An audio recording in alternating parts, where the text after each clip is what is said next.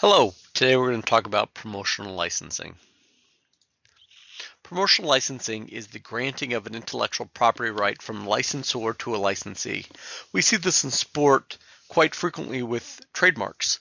The way a holder or an owner of a trademark, a licensor, will grant rights to apply that trademark to a licensee's product, such as putting a NFL team logo on a hat or shirt or jersey, or a college football name or a football team in Europe.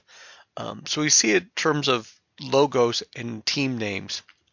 We also see copyrights, whether it's a song or software for video games to distribute amongst a target market. We've seen licensed merchandise and assorted revenue streams grow tremendously over the last 20 years to now where it's a point of needed revenue for most sport organizations. You look at a whole bunch of different organizations, and merchandising is a major factor of what they do. Intellectual rights, property rights must be valuable for a licensee to be able to sell this and charge a royalty. A royalty is the name of the fee that the licensee will pay the licensor. So the more popular, the more brand equity that a sport organization has, the more people would want to identify with that sport organization by wearing that intellectual property right. It provides a revenue stream for the licensor, it provides sales for the licensee, and it also creates more brand awareness for the licensor because their logo is seen in different places. There's a lot of different licensed products. It's rumored that the rock group Kiss has over 3,000 licensed products out in the marketplace. We see them on soft goods or wearables, whether it's a t-shirt or a Snuggie or a hat. We see them at the bookstore, a whole lot of different products available. We see some hard goods like mugs and umbrellas that we can use. So there's a lot of different aspects to it. If you just do a quick search on the net, you can see just about every product there is with a trademark associated to it, which would increase the value and the likelihood of a sale.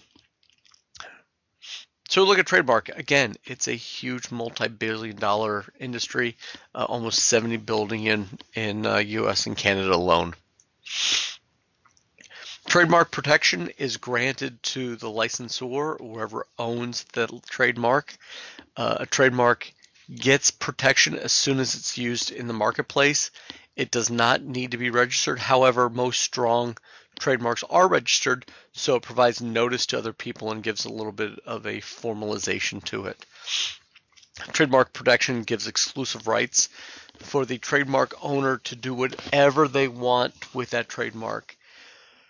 Because it is a revenue stream, this trademark protection grants that owner the ability to raise money from using it any way they want, whether it's selling the trademark or whether it's performing in public. It is a product like a physical product. It's just an intellectual product that has the same number of properties and the same amount of protection. We use trademarks for all sorts of different ideas, whether it identifies the product, identifies the physical source of where the product comes from. It also provides a great deal of advertising that we can see the name or logo and that protected intellectual property and immediately make the connection through a secondary meaning to what that product is being offered. It's very important to develop the licensing agreement correctly. Contract law will be in effect for this type of work, but we need to make sure that we are protecting exactly what we want to, whether it's a scope of exclusive territory, how much would the royalty be, when will it be paid, is it upfront, is it a percentage of sales. This slide lists a lot of different potential clauses that are needed. However, it really needs to be formulated because if it's not in the contract, then it will not exist. Here are some other typical clauses in a trademark contract. The important statement is if the trademark is used by the licensee in any other manner than was intended by the licensor when entering the agreement, contractual arrangements must be in place to entitle the licensor to take action. It has to be in the contract and be agreed upon. So we're building a licensing program. We want to make sure that we have the organizational goals in mind and other types of brand equity. If we are a family-friendly environment, we want to make sure that our products are on family-friendly products as well as presented in a very family-friendly way. We may want to emphasize our trademark in terms not only the way the logo looks, but maybe colors or sounds or something, other identifiable aspects to it, and build upon that for a consistent point of view. When we build it, we want to make sure that we have the correct resources, the correct, not just financial resources, but number of people working on it. We want to have our goals and our SMART objectives so that we're able to see what's a success and what isn't a success as we're building this program.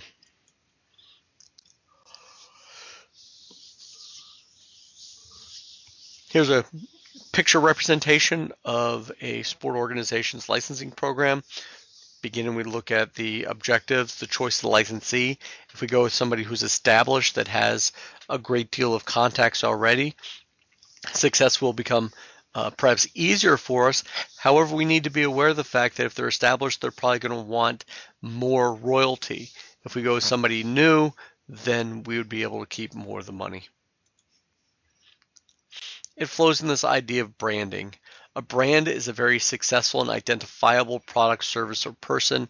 So we look at this brand, it's not just the logo itself, but what it represents and what it means. So we look at brand awareness, brand image, brand equity, and then brand loyalty. Powerful brands are immediately associated with the product or service they represent. So we look at this easily identifiable. We convey a lot of messages, communication, and images through that trademark. A brand to be successful identifies specifically one group or one organization. There's a difference between a brand and a commodity. A brand says that we are different than the rest of our competitors. We have a higher quality, we have better distribution, we have a premium product, low cost, whatever our personality or whatever image is, brand says we are different. A commodity says we're all the same. That it doesn't matter what product we get, we are the same. So under a brand, we'd look at maybe a top level football team saying we are distinctive. We play at a very top level. We have the best players. We're competitive. You know, watch us over everyone else. Whereas a lower division football team may say there is no difference. It's still same number of players playing on the field. Same object is the same. You should watch us as opposed to the more expensive brands or premier aspects. So a brand says we're different. A commodity says we are the same. This graph shows conceptual models of branding.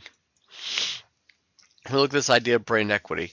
First, we look at brand awareness, then brand associations and brand image, brand equity, and brand loyalty.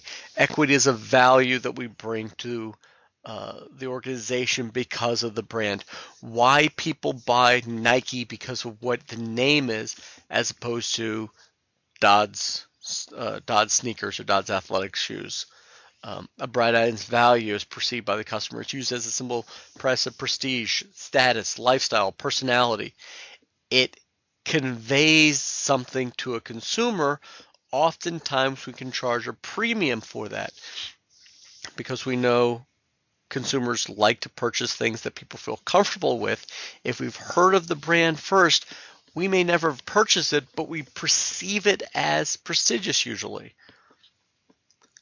That's what a brand does. If we look at two different types of sneakers, the Dodds brand and Nike, both selling sneakers for $100. People won't be purchasing my product, the Dodds sneakers, for $100. They'll buy the Nike because of the brand equity that Nike has. So at what point would people buy my product as opposed to Nike? Is it if my sneakers were at $80 or $60? We'll set the price point at $60. That means Nike is making $40 more between the $60 charged on my shoe and the $100 they charge on their shoe of profit. It costs about the same to build the shoes and distribute the shoes and that sort of thing. There's not much difference in there. But they're making $40 more potentially in profit because their brand is stronger. This shows brand usage and how it's used as a strategic device and how a differentiation device and ownership. When we see sport brands, we tie it in with this idea of licensing because brands are so powerful and people identify them personally with the sport that they enjoy or the team that they like, that we're, as fans, very conscious of wanting to represent that fan avidity in many different ways. We have hats, shirts, all sorts of things that we purchase through a licensing agreement to show the trademark.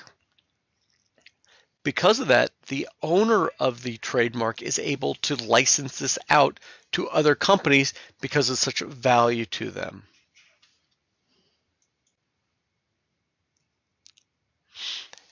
The sport brand and this licensing allows us to do other things. We can enter into a new geographic market because of sport. Maybe this is more of a sport marketing via sport aspect that we can trade in on the NHL if we want to move into a Canadian market.